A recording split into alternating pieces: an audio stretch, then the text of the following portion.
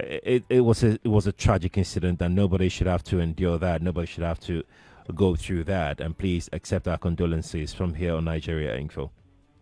Thank you very much, Sheriff. It was not just tragic; it was very gruesome. It was very preventable. I think the system killed our doctor, and somebody must pay for that death. It's important that things that are very preventable in Nigeria, we don't sweep them under the carpet. People that are responsible for that lift must own up to their mistakes and pay dearly for it. Very, very important. We're hearing that the state government is planning to set up a panel. Is that something that you agree with? Well, it's fine, but NMA is going to set up its own panel too of inquiry, so we can also have our own investigation on the side, and so we can merge our reports together. Because it's important we have an independent, unbiased investigation. Because I heard that lift has been having issues for the past 5 years, and they've written to those people in charge, agencies in charge, but they've not had very, very important feedback from them. So we have to look at the root cause analysis of this particular preventable death as a body. Very important. Let's talk about the statement you put out yesterday as to what happened. Could you just tell us exactly what you know about what happened, how this started?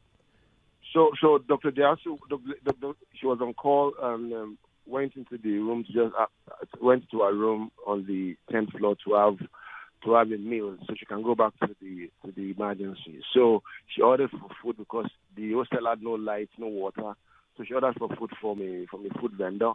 And as she was about to getting to the lift from the 10th floor to come down to pick up her food, the lift just crashed from the 10th floor down to the ground floor. Oh. So she started shouting inside the lift. People didn't know that there was something because it was sealed and there was no way to open it up. So it took the other doctors, other colleagues, another 45 minutes to be able to open. They called the guys in charge of the lift. They called emergency services. They didn't get help.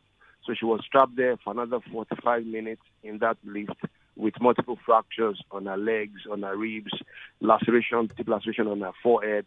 You know, it was a gruesome, more like gruesome mother of a very, very vibrant young doctor that is about to be. She was just 2 weeks away from finishing her internship and entering the world to help more Nigerians get well. Because now we talk about brain drain in Nigeria. Now it's not just brain drain of going to Japa. It's not brain drain of killing somebody that's supposed to be one doctor also helping 6,000 patients in Nigeria. So we're very pained. We're very, very shocked. We're in sober mode. But this time around, it's not business as usual, Sheriff. Everybody that is involved in the death and the killing of our dear friend, dear colleague, will pay for it. Let's talk about the other side of the directive that your exco gave about going on indefinite strike. Tell me about this, Doc. Yes, please, because the doctors, the health officers who rotate in those 3 hospitals on the island, they rotate at GH Lagos or Don. They rotate. They do their medicine and surgery posting in that particular place. They do their ONG posting at Lagos Island Maternity Hospital, and they do their pediatrics posting at Massive Children's Specialist Hospital. So, because they rotate in those places in condolence and in consonance and in respect for the dead, we're having the strike in those 3 places until the investigation is sorted, and we have people that are responsible are brought to book, and we see the report clearly. It's not just justice. We must be seen, and justice must be served. And everybody must know that these are the people in charge. They must pay for it. Then we can now call off the strike. So we're on top of the situation now. We're monitoring government. We're monitoring the situation of things. I went to see the father yesterday, me and my executive. And one of the things the father told me that was very, very heart-wrenching was that, Dr. Benjamin, my daughter was made a guinea pig just to fix a common lift. Can you imagine that? A man looking forward to her daughter finishing housemanship, and now she's going to bury her daughter. That's unacceptable. That's very, very insensitive. But we're on top of it, Sheriff. So we're on strike in those particular 3 hospitals, and other government hospitals in Lagos are just going to just see patients on emergency basis, and we are monitoring her for the next 5 days. This is really sad. I'd also like to talk to you about this, although I have not had time to verify it. But I heard that the wife of the governor made some utterances about how this could be spiritual. Does that shock you, or you've not heard? I've not. I haven't heard that, but I haven't heard that. But I'm not sure. I don't know if you said that, but Exactly. I can't confirm it too. This is not. I don't think this is spiritual, Sheriff. There are systems, and there are systems to things. You have a lift. Does the lift have a backup US power? What are the safety measures of the lift?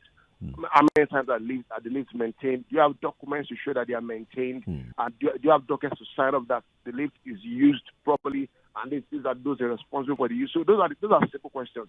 It's just simple questions that we shouldn't attach everything. We don't have any spirituality in Nigeria. We must look at the root cause analysis because this death, I tell you, Sheriff, is very, very preventable.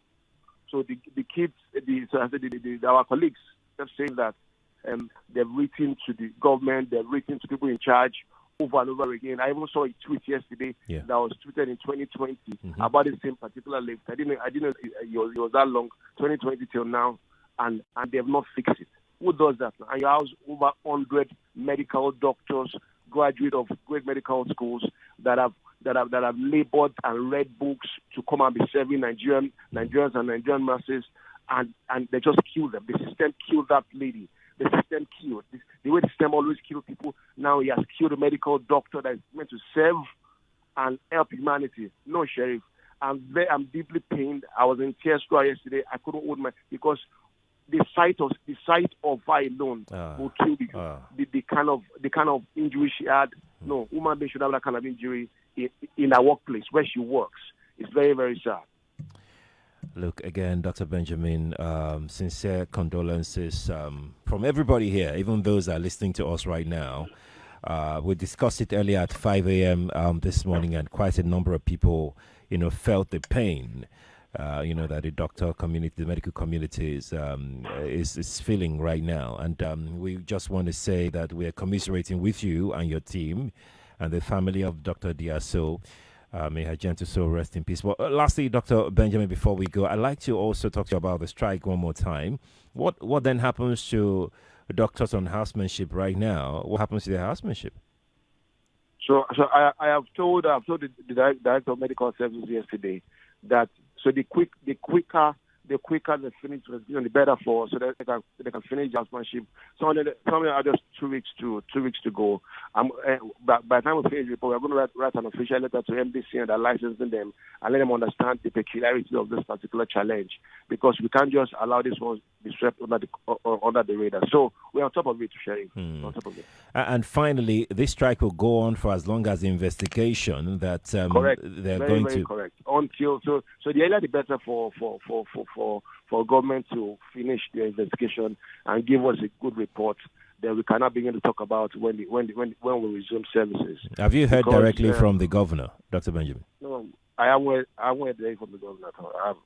Has the governor reached out to the family of Dr. Diaso? And the first lady was there yesterday to commiserate with the governor himself. Has he reached out to Dr. Diaso? Do you know? I can't say that positively. I'm not sure about that, but I know the first lady was with the father of the lady yesterday. Dr. Benjamin, let me allow you mourn.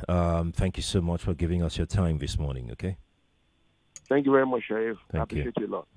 Thank you, Nigerian Info, too. God bless you. Bless you too, sir. And our condolences again to all medical practitioners in Lagos. We're going to dwell on this till we head out for our first break. And let's get your thought on this sad, very tragic. I couldn't even... No, I can't watch that. No, I can't watch that. No, I can't. 0700 993 993 993. And 01465 7190.